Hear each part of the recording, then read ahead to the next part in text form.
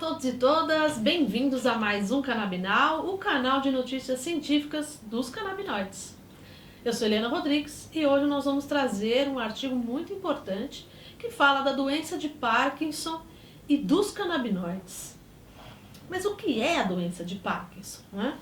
Então, é uma doença neurológica que afeta os movimentos da pessoa, causa tremores, lentidão de movimentos, rigidez muscular, desequilíbrio e alterações na fala e na escrita. No Brasil, existem cerca de 200 mil portadores dessa doença. E apesar dos avanços científicos, ainda não temos uma cura satisfatória. Também é uma doença progressiva e a progressão varia de pessoa para pessoa. Vamos ver então se esse artigo nos traz boas notícias para esse tipo de tratamento? Mas antes, não deixe de curtir esse canal para que mais pessoas possam tomar contato com esse conteúdo. Vamos lá!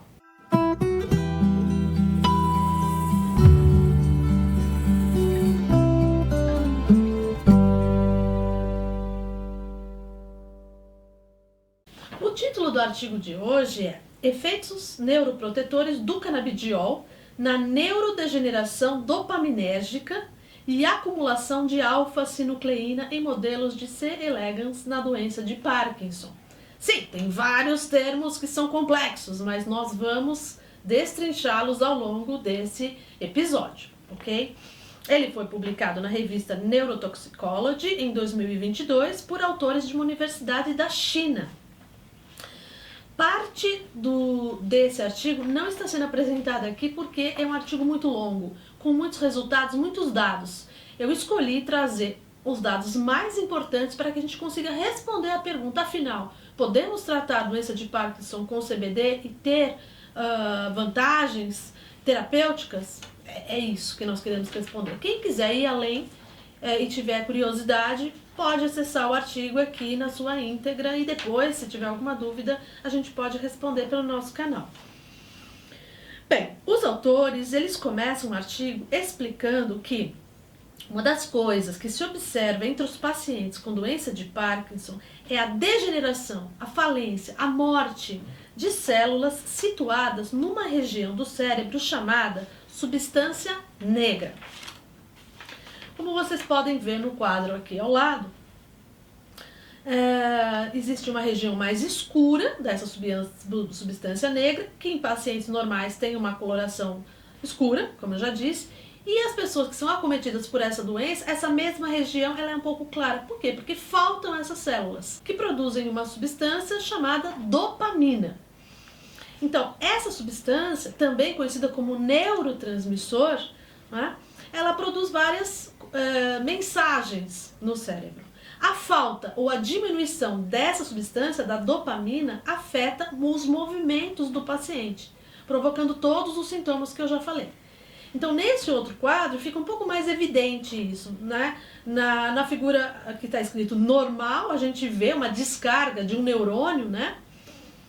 Descarregando, então, essa substância dopamina em grande quantidade, e no neurônio ao lado das pessoas que têm a doença de Parkinson, você vê que já essa descarga ela é diminuída. Já não temos tanta dopamina quanto no neurônio normal. Então, aqui para a gente entender o que faz com que o paciente tenha problemas de movimento. Esse é um dos motivos, né? Mas não é o único. O outro motivo, outro problema que se observa em pacientes com essa doença é o aumento de uma proteína que se chama alfa-sinucleína, que uma das coisas que ela faz é formar corpúsculos de Levy nesses neurônios, mesmos neurônios que eu mostrei há pouco para vocês, né? Nos neurônios de dopamina, que ficam nessa substância negra que eu também já mostrei. Então, esse quadro aqui está mostrando para vocês, de novo, a região da substância negra e os corpos de Levy, que são esses pontos vermelhos, né? Que ocorrem justamente pela proteína que eu já mencionei, que é a alfa-sinucleína, né? E com isso o neurônio ele entra em falência, ele morre, né? Então, o objetivo desse estudo, né, dos autores, era avaliar o efeito neuroprotetor, ou seja, a proteção que o CBD eventualmente pode ou não oferecer a esses neurônios de dopamina, dopaminérgicos, em pacientes que possuem a doença de Parkinson. E, para tanto, eles utilizaram um modelo que a gente conhece, né, utilizando vermes da espécie Caenorhabditis elegans.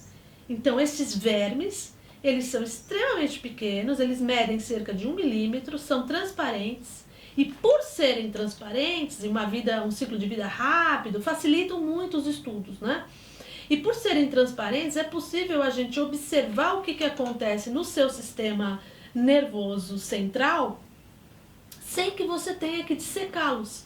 Então, com um microscópio, você consegue observar tudo isso, né? Bem, então esses vermes, eles foram separados em alguns grupos, né?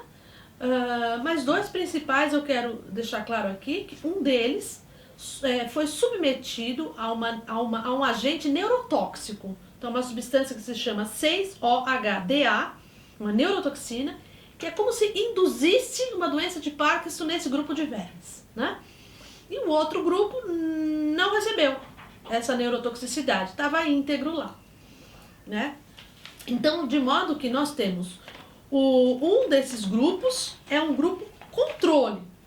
Por quê? Porque ali esses vermes só foram submetidos ao veículo, que é o veículo que a gente conhece como DMSO. Esse veículo foi utilizado no grupo dos vermes que recebeu o CBD, porque o CBD é uma substância lipídica. Então, para que você conseguisse diluir, né, um óleo em água, a gente precisa desse veículo. Então, por isso que o primeiro grupo é o DMSO, que é como se fosse um controle negativo, né? Depois, o segundo grupo é justamente o da neurotoxina, o 6-OHDA. Vocês podem ver aqui ao lado, né, o gráfico que está mostrando todos esses grupos, né? Então, foi um grupo que só recebeu dano. É um grupo Parkinson, digamos, né? E o terceiro grupo foi o que recebeu o tratamento, o CBD. Primeiro eles foram submetidos à doença de Parkinson pela neurotoxina e depois eles receberam o tratamento em 3 doses de CBD.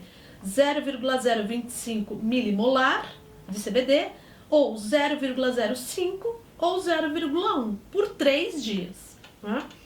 E finalmente o quarto grupo do BP, o que é o BP? O BP é um fármaco usado aqui como um controle positivo, né? Bem, o que a gente então observa, né? Os resultados então desse gráfico ao lado, eles indicam que o CBD, em todas as doses, recuperou as degenerações, ou seja, as mortes, né, dos neurônios de dopamina induzidos pelo agente neurotóxico, que é o 6-OHDA. E fizeram isso de modo interessante, de modo dose dependente. Então, conforme o autor ia aumentando a dose do CBD nesse experimento, né, e regenerava mais os neurônios dopaminérgicos desses vermes com Parkinson. Observaram também que por fluorescência, né, esses neurônios de dopamina, no grupo dos tratados, eles tiveram uma menor degeneração, né? Ou seja, teve um aumento dos neurônios de dopamina nos grupos que receberam o CBD. Então a gente consegue ver também pelo quadro ao lado essas cores. A gente até colocou um círculo em vermelho ao lado da concentração 0,1 milimolar, que foi a que deu o melhor resultado de CBD. Também, quanto à proteína alfa-sinucleína, o tratamento com o CBD mostrou-se muito eficaz, porque diminuiu essa proteína, conforme a gente pode ver no quadro ao lado, né? As cabeças dos vermes submetidos aos tratamentos com o CBD. Não é? E por fim, os autores também observaram que houve um aumento do tempo de vida dos vermes que receberam tratamento, os vermes com Parkinson, né? que depois receberam o CBD nas 3 doses, também de modo dose dependente. Então, quanto maior a dose de CBD, mais esses vermes viveram a mais, digamos assim, em relação aos outros controles, né? Então vocês também podem ver esses dados todos pelo quadro ao lado. Bom, então os autores com tudo isso, eles concluem que o CBD diminui a degeneração, a morte dos neurônios de dopamina, induzida pelo agente intoxicante, nos vermes desse estudo. O CBD diminui a concentração de alfa-sinucleína na cabeça dos vermes, ou seja, diminui a formação dos corpúsculos de Levy, que é o que importa aqui, né? E juntos esses resultados apoiam o CBD como uma droga antiparkinsoniana. Então eu acho que com esses resultados, como eu já disse, esse artigo ele é muito mais amplo do que o que apresentei aqui, mas eu quis trazer de uma forma nevrálgica o ponto central, os 2 pontos centrais, e eu acho que com isso a gente já consegue ter uma ideia da potência dessa substância para a doença de Parkinson. Espero que vocês tenham gostado do conteúdo e na próxima semana nós nos encontraremos para falar sobre canabinoides e psicoses, esquizofrenia. Até lá!